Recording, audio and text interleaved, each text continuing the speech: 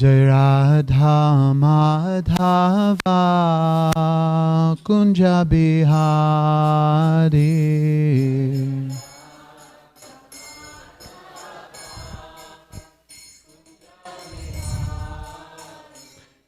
Jaya Radha Madhava Kunja Bihari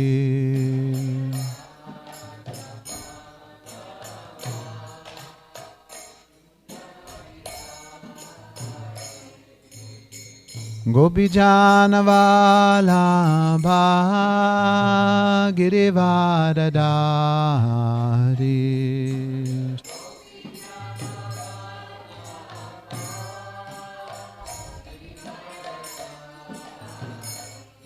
Jai Gopi Janavalabha Girivardhari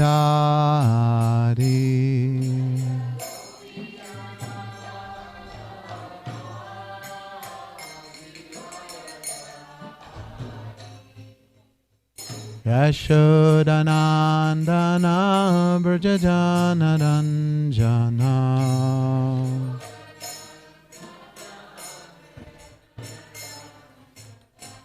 Yashodanandana Brajajana Ranjana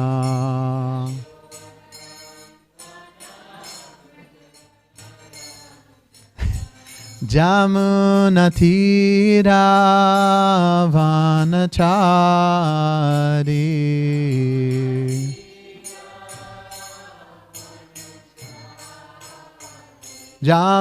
Jamunatira Vanachari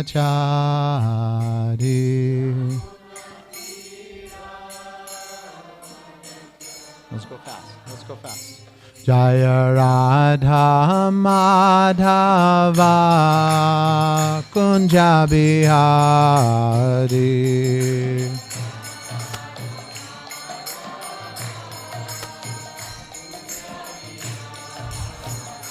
Jaya Radha Madhava Kunja Bihari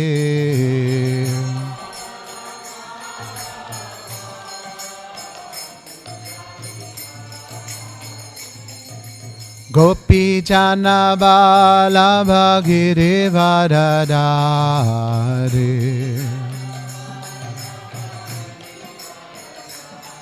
Jai Gopi Jana Vallabha Girivardhari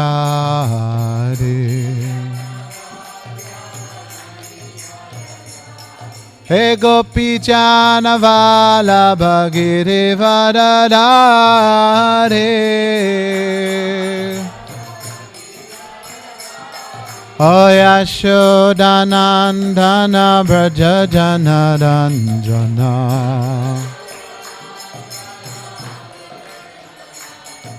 O Yashodanandana Brajajana Ranjana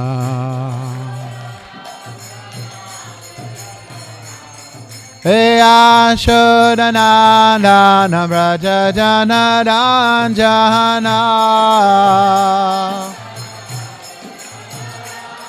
O Yashodanandana Brajajana Ranjana Jamunatira Vanachari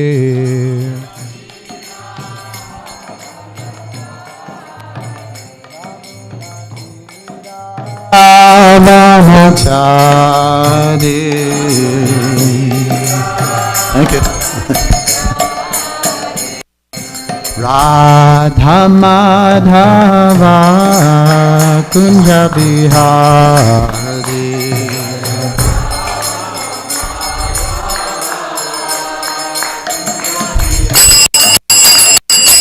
Hey Radha Madhava Kunja Bihari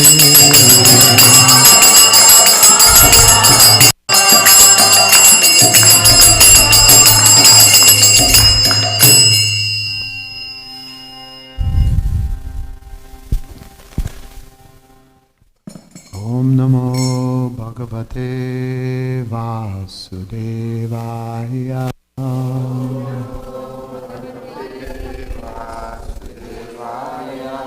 Om Namo Bhagavate Vasudevaya.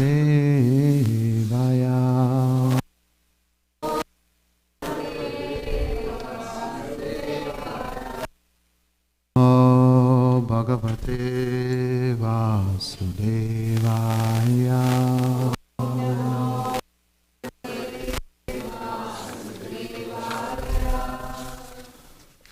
So thank you everybody for your association in this blissful morning program.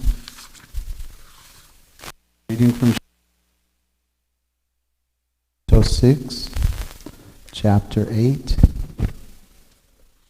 text, what? Okay. Text 30. Let's go for 34. Can somebody start? Or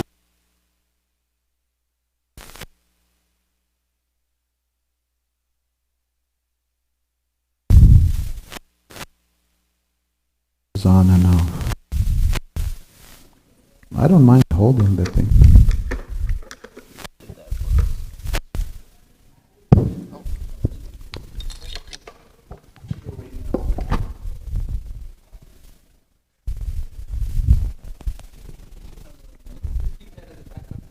No, others can read.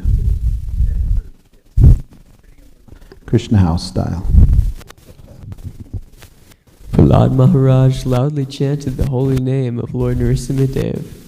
May Lord Nrsimhadev, roaring for his devotee Prahlad Maharaj, protect us all from fear of dangers created by the stalwart leaders in all directions through poison, weapons, water, fire, air, and so on. May the Lord cover their influence by his own transcendental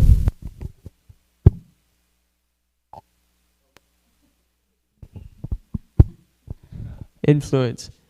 May Nrsimhadev protect us in all directions, in all corners, above, below, within, and without. Vishrup continued, O Indra, this mystic armor related to Lord Narayan has been described by me to you. By putting on this protective covering, you will certainly be able to conquer the leaders of the demons. If one employs this armor, whomever he sees with his eyes or touches with his feet is immediately freed from all the above-mentioned dangers. This prayer, Narayan Kavacha, constitutes subtle knowledge transcendently connected with Narayan. One who employs this prayer is never disturbed or put in danger by the government, by plunderers, by evil demons, or by any type of disease. O King of Heaven, a Brahmana named Kaushika formerly used this armor when he purposely gave up his body in the desert by mystic power. Surrounded by many beautiful women. What is this? Chitraratha, the king of Gandharvaloka, was once passing in his airplane over the Brahmana's body at the spot where the Brahmana had died.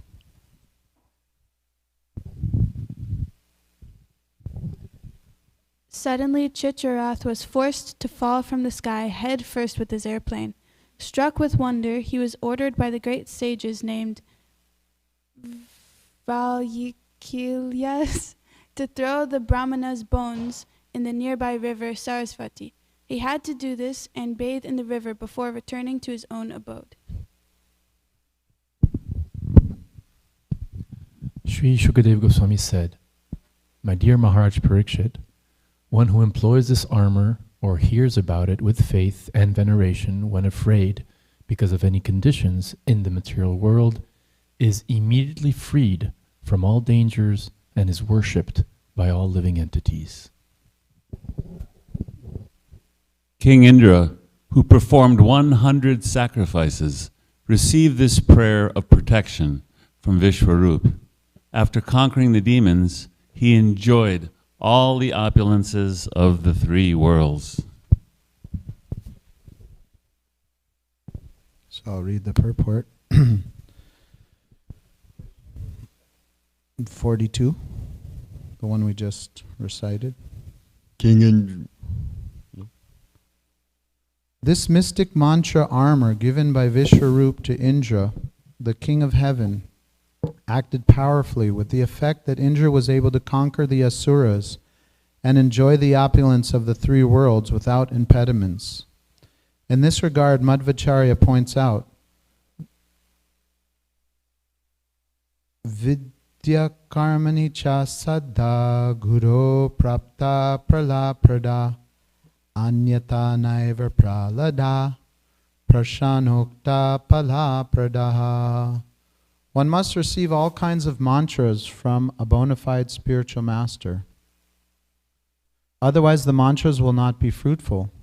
This is also indicated in Bhagavad Gita 4:34. Tadvidi pranipattena pariprashnena sevaya upadekshanti te jnanam jnaninas tattvadarshinaha. Just try to learn the truth by approaching a spiritual master. Inquire from him submissively and render service unto him. The self-realized soul can impart knowledge unto you because he has seen the truth.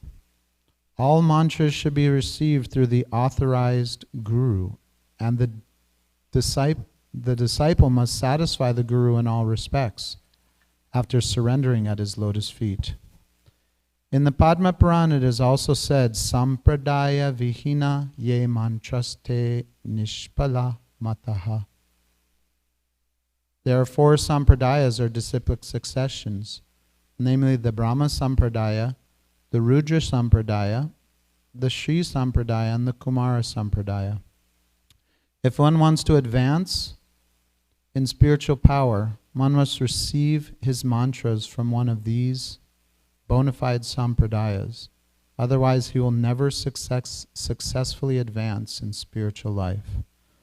Thus end the Bhaktivedanta purports of the 6th canto, 8th chapter of the Srimad Bhagavatam, entitled the Narayan Kavacha Shield.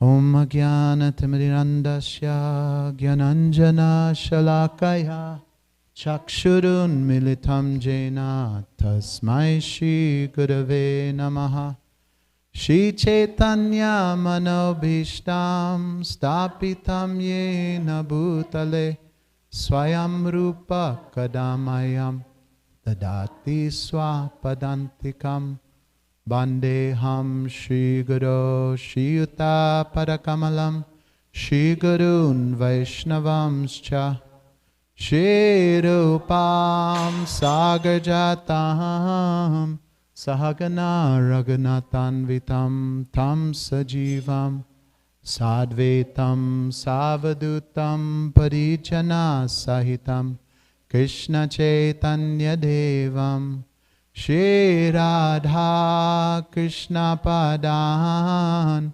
Sahagana Lalita Shri Vishakanvitamscha He Krishna Karuna Sindhu Dinabandho Jagatpate Gopesha Gopika Kanta Radha Kanta Namostute Tapta Kanchana Gaurangi Radhe Vrindavaneshwari Vrishabhanu Sute Devi Pranamami Hari Priye Vanchakalpatarubhyascha Kripa Sindhubhyevacha Patitanam Pavanebhyo Vaishnavebhyo Namo Namaha Jaya Shri Krishna Chaitanya Prabhu Nityananda Shri Advaita Gadadhar Shivasari Gaura Bhakta Brinda Hare Krishna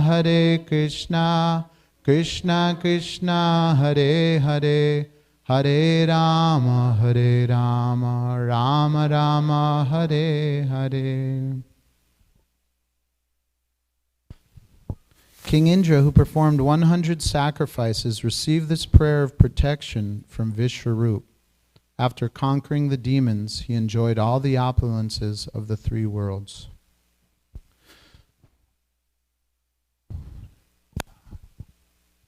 So I was thinking to discuss what does it mean to take shelter of Krishna for protection? Because that's this whole chapter here is the Narayan Kavacha shield, right? Indra's praying to destroy his demons, pluck out their eyes, and it was getting pretty gruesome, right? And previous, I think it was yesterday's, some of the verses were very graphic, how he's praying to annihilate his enemies. For what? For his own protection and for his service, right? He's a demigod that's in charge of orchestrating universal affairs. So he's also wanting to do it for the world. So I'd like to take some moments to reflect how do we seek shelter from the Lord? What are the different ways we can think within ourselves? Okay. Chanting Hare Krishna.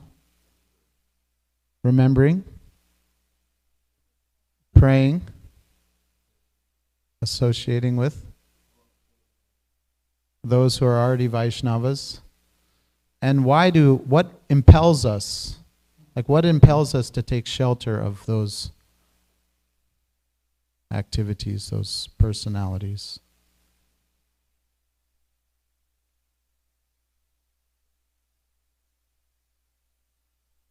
All the problems, the adhyatmika, adhidevika, adhibhautika, all the miseries of the material energy.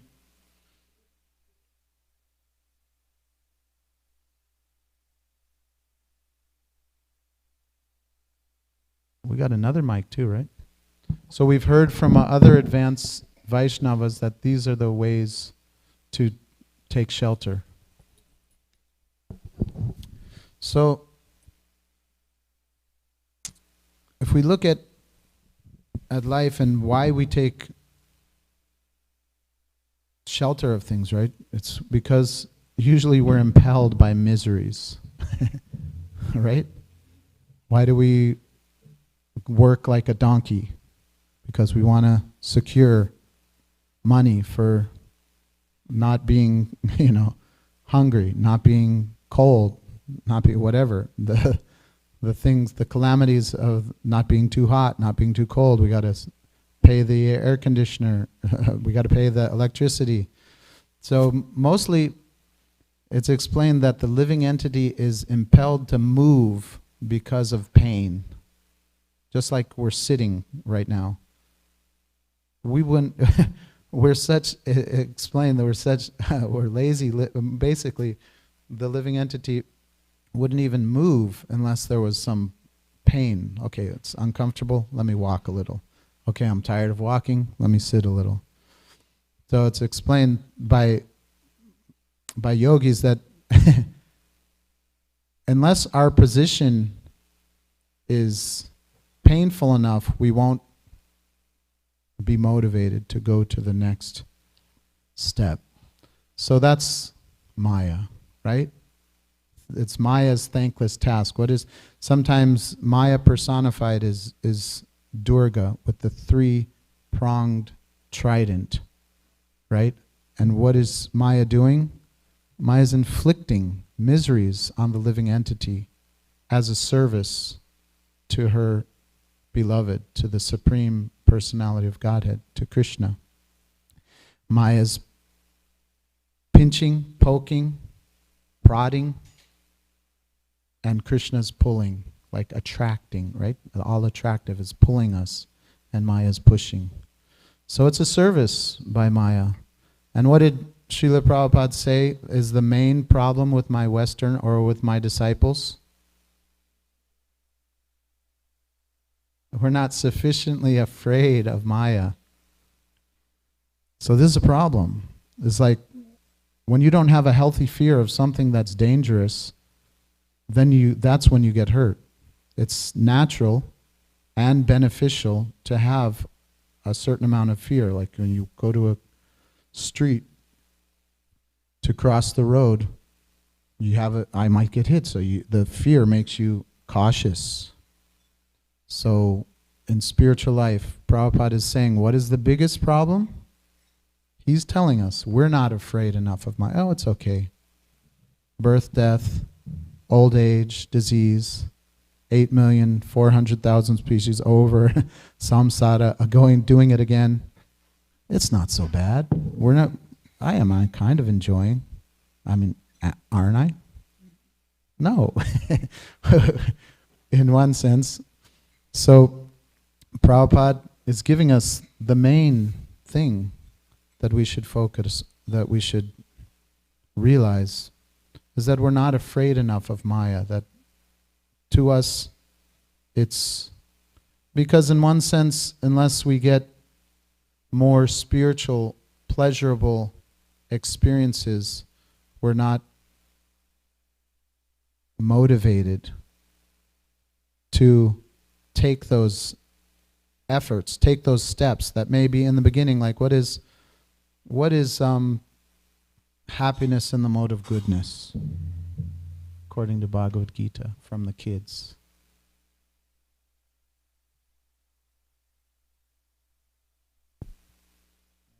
Remember?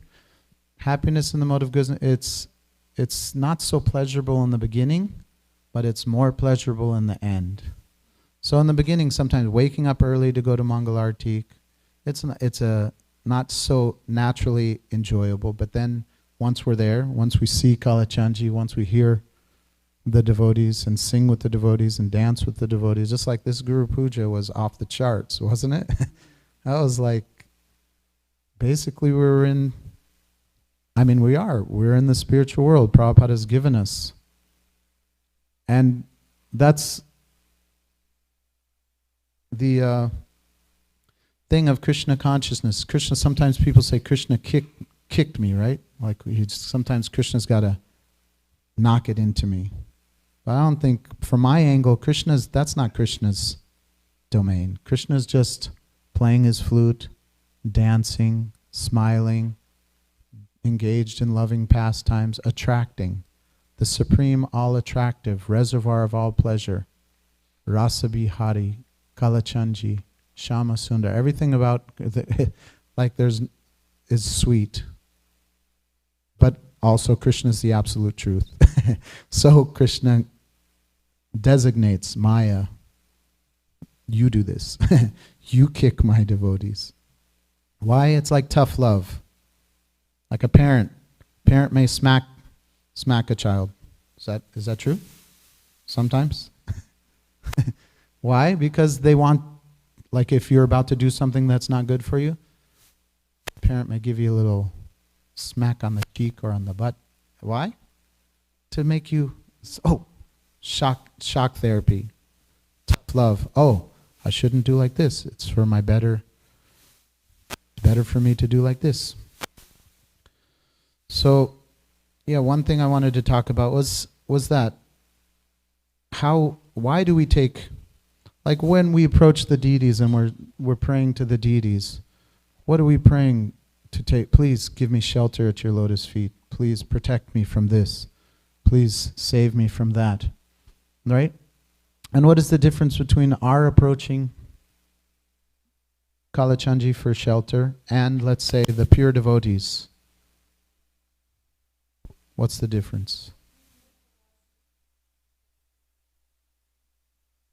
Mataji says, we're doing it for ourselves and the pure devotees are doing it for the sake of service. Like Prabhupada was once intently praying to the deities. And the devotees asked, Prabhupada, why did you, what can I, he was a little bold. What were you praying for? Prabhupada said, I'm praying that I don't fall down. And the devotee was like, oh, come on. Why was Prabhupada saying like that? Thank you, Prabhus. Hare Krishna. So then the devotee was thinking, well, that's why, because Prabhupada is always praying that he doesn't fall down, that he's a pure devotee. He didn't fall down. He came by Krishna's order. He didn't want to come. That was revealed by other devotees. He didn't want to come to the material world. Why? Because he was afraid also. Well, just like even Radharani herself, she doesn't want to come to the material world, right? Krishna says, I'm going to advent, I'm going to go to the material world. Please come. And Radharani says, no, I won't go to that place. I won't go anywhere where there's no Govardhan Hill, where there's no Jamuna River, where there's no Vrindavan. So Krishna said, no, they've already advented. They're there also. So he said, all right. But then even then she appeared, she wouldn't open her eyes, right? Until one day Nanda Maharaj and Mother Yashoda, they went to Vrishabhanu and Kirtida's house to see the newborn baby, and baby Krishna crawled up and pulled himself up on her bed. And then when Radharani's sensing, Krishna was internally sensing she's there, then she opened his eyes. The first thing she saw was Krishna's lotus face and looking in Krishna's eyes. So she's the supreme worshipper, supreme devotee. She's our goddess. Right? So she's showing us how to take shelter. She's never in fear, right? All these stages that we're reading about here is how to take shelter of Krishna when there's calamities, when there's fear of pain and whatnot, and that is motivating. But what is supremely impelling more than fear is love and attraction. It's just like it's explained that certain beginning phases of approaching God is there's fear of God. Okay, I'm not the controller, and if there is, I better do something to the controller, do some service to, not get in trouble, or to, that's like a fearful attitude. That's the beginning stages. But then you're motivated by taking shelter out of attraction, out of love. So I was thinking, when we read Krishna book, what are most of the stories? Right? And what are the devotees? They're spontaneously attracted and spontaneously impelled to take shelter of Krishna. And it's so enlivening when we hear about it. But what is from Krishna's side, like we were reading Krishna book last night, we were reading how Krishna killed Dhenukasura. Who's Dhenukasura, Govinda? The ass demon. What's an ass? A donkey. Right? A donkey demon. And Balaram and Krishna, the cowherd boys, they were telling Krishna, just close by here, there's this beautiful forest, and there's these very fragrant, delicious fruits, but nobody can go there because there's this jackass demon, Dhenukasura, who won't let anybody there. Even birds don't go there, And I was thinking when we were reading, I was like, the cowherd boys, they wrestle with Krishna, right? Sometimes they win even by Krishna's grace, by the Yogamaya potency, that the cowherd boys are empowered to be equal, in a sense. Or even better than Krishna, even can defeat more powerful. So I was thinking they could have done it themselves. But they know that Krishna wants to show off his personality. Just like a big brother, I was thinking. When I was a kid, if my sister came to me, hey, can you do this for me? You're to protect me. This person's hurting me. I'll be like, no, I would take it up like, yeah, in a second. So Krishna wants us to take shelter of him. He wants us to come to him for protection. And that's a service also. It's pleasing to him.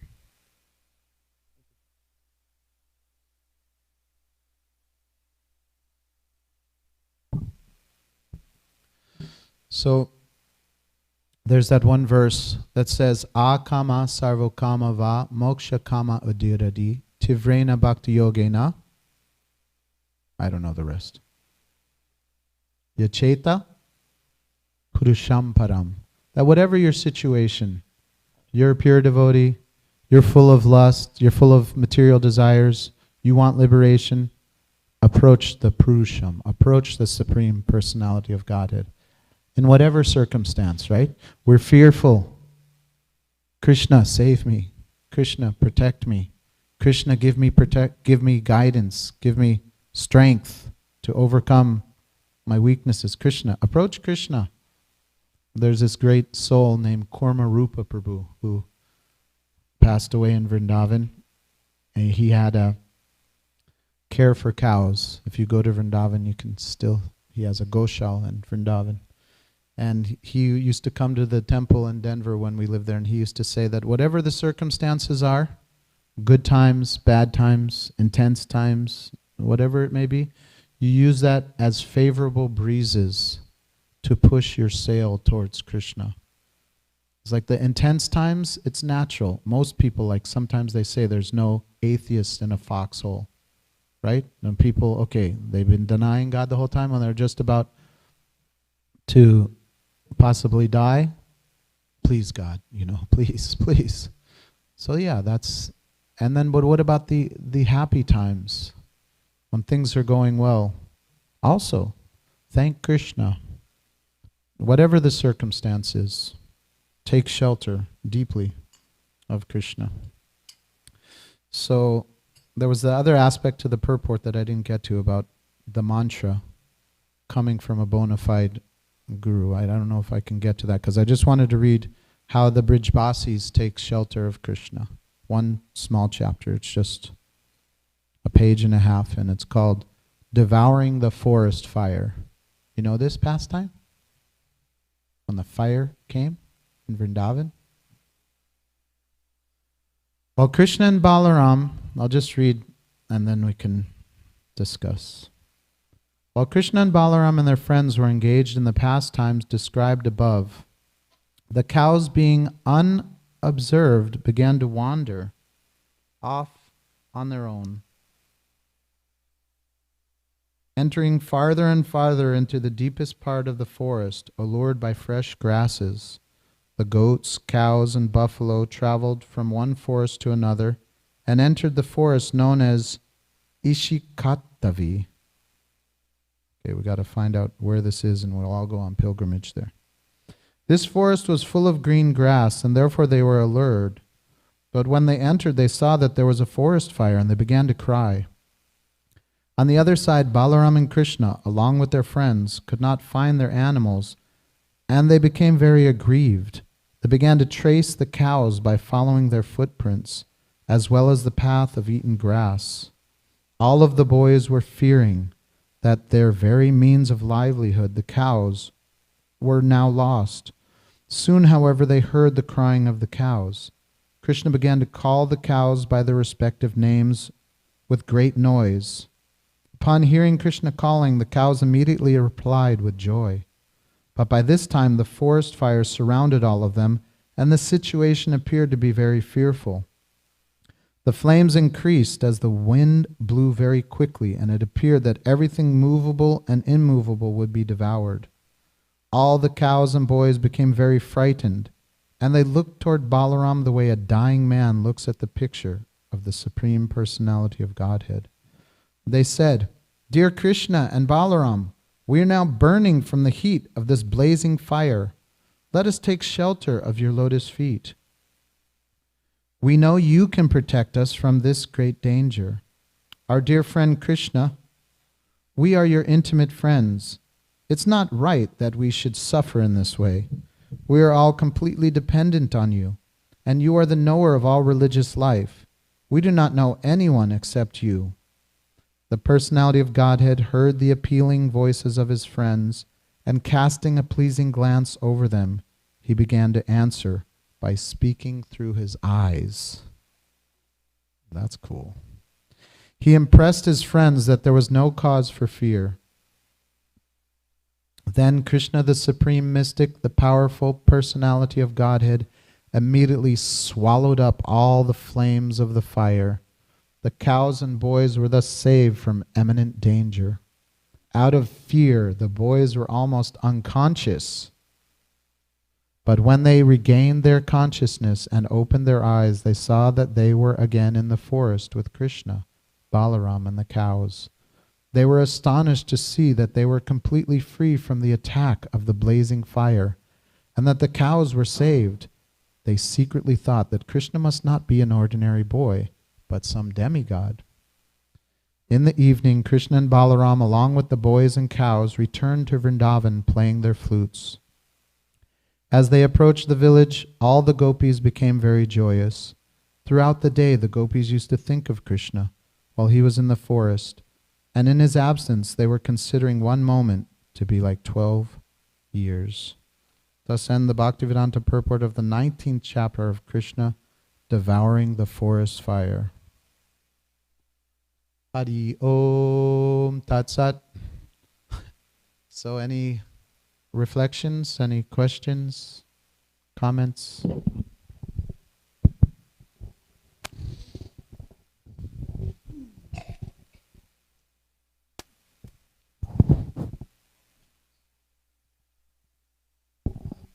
Hare Krishna, thank you for the nice class. I'm not sure I should ask the question because it wasn't on like the topic you were talking about, but it was in the purport. Srila Prabhupada was talking about these 4 Vaishnava Sampradayas, and he makes this statement that one cannot one cannot become spiritually advanced unless one is within these 4 Sampradayas. And I mean, I don't know. I guess we often say, oh, we're non-sectarian and things like that. So yeah, I guess perhaps how can we understand this? Or, yeah. Yeah, I was thinking about that too. I think you may make, just like initiation, sometimes it's considered to be the start, to initiate something, to start. It's the start. But you may have been chanting for 10 years or more, 20 years, following religious, moral lifestyle. So you may have prepared yourself to the point where when you do accept initiation, you're already ready to take off at full speed. So I was thinking, sometimes they say to go to Vrindavan, to get to the spiritual world, what is the prerequisite or what is required? Yeah, that's one angle, but I was thinking that you have to be invited by a Brijbasi. Basically, it's like an invitation party. Personal invitation. You have to be personally invited by somebody who's intimate lover of Krishna. So you may be chanting Hare Krishna, but if you're not, Krishna is so controlled by the love, at least for like the Gaudiya, our lineage, I'm sure it's like, it's basically the aspect of his personality is that he reveals himself according to how his devotees appreciate other people. Just like, it's said that Radharani, if you want to approach Krishna, you approach Radharani. And like we say, Hare Krishna, we're approaching Radharani first. And then if Radharani tells Krishna, oh yeah, this person is like this, they have qualities like this, then Krishna will look at us and smile at us with grace.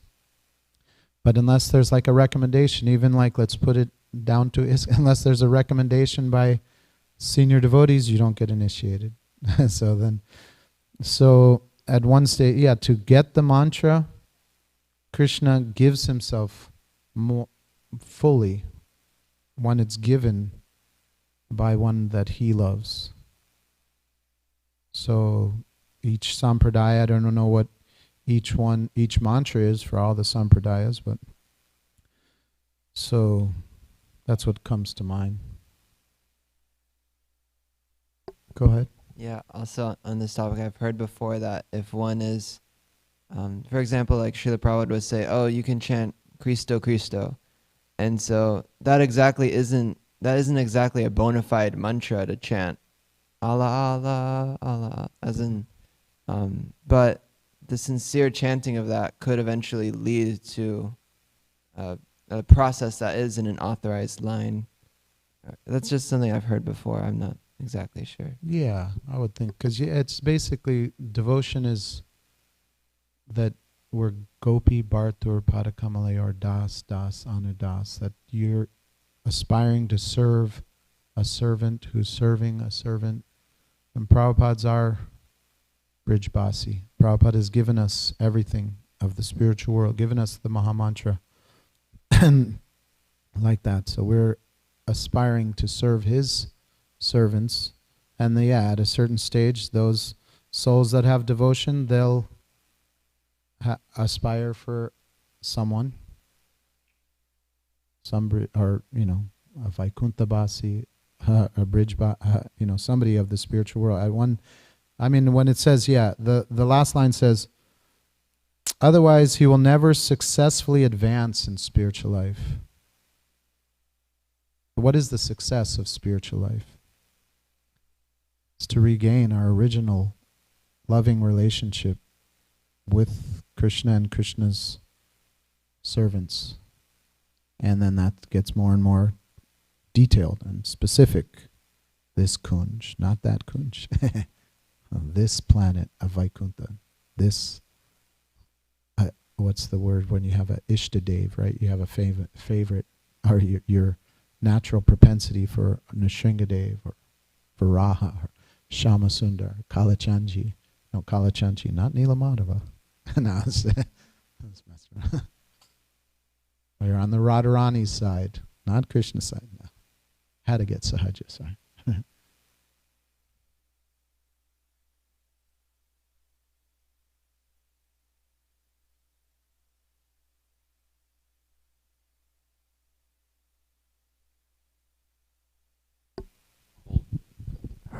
Hare Krishna, Prabhu. Thank Hare you for the Krishna. class. I just wanted to mention that I really like the way that the Gopas surrendered to Krishna when the forest fire was happening. The way they kind of claimed Krishna, saying that, "Oh, Prabhu, we're your close, intimate friends. It's not right for us to suffer in this way."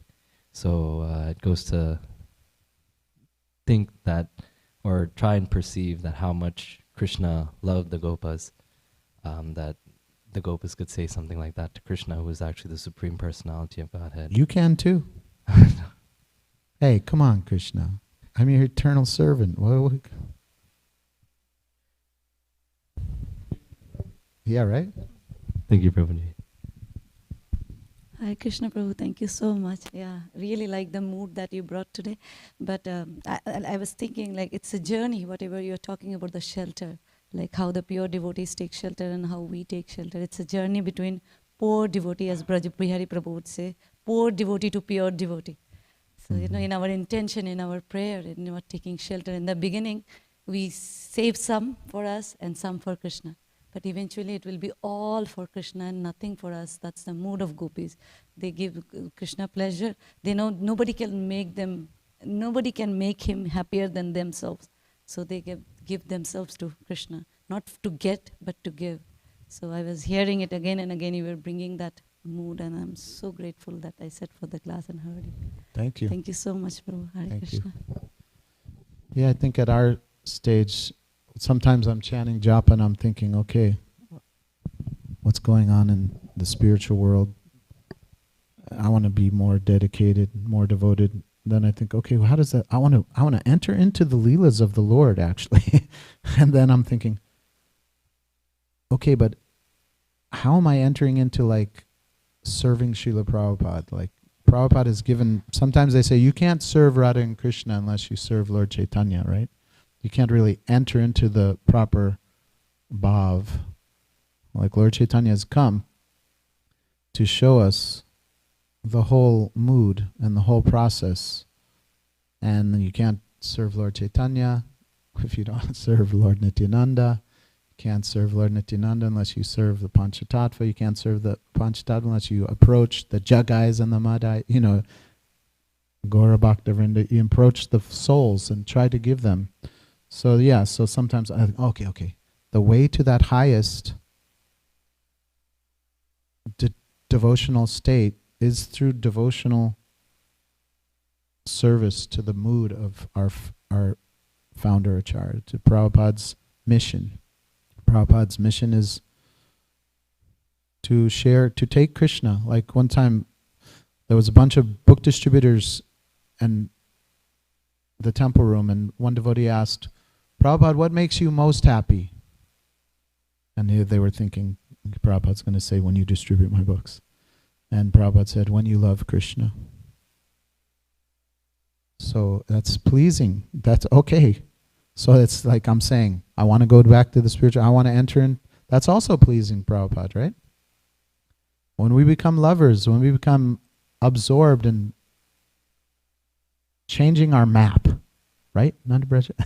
Our map is we want to spiritualize our lives. We want to be lovers of Krishna. Then Prabhupada is pleased. And when we share that with others, that's, you know, it's just like there's perfect, there's more perfect, and there's most perfect. The spiritual reality is ever increasing. So we can please, satisfy, and glorify our founder Acharya by becoming lovers of Krishna. Thank you for your association, and Hare Krishna. Have a wonderful day. Hari Om Tat Sat. You want to say something? Jai.